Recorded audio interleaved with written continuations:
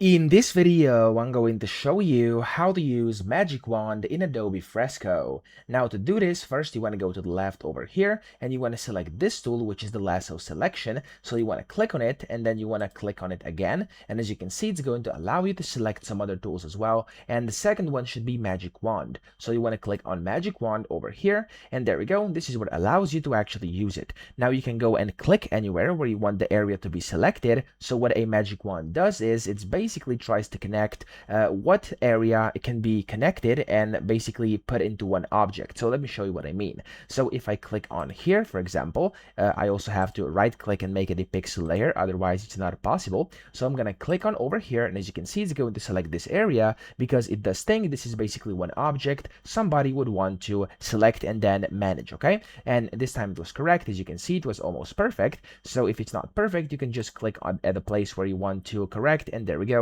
it corrected again. Now here you also can select your color margin. So if you want more margin, you can put it up or down if you want less margin.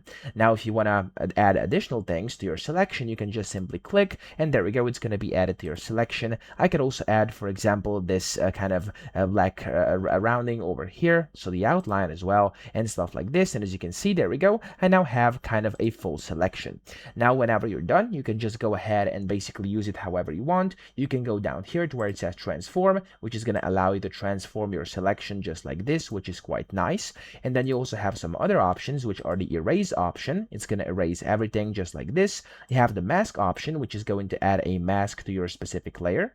Then you have the deselect option, and the more options allow you to hide your selection, to transform it, to invert it, which is going to invert like it's going to go outside in or inside out, whatever you want to call it.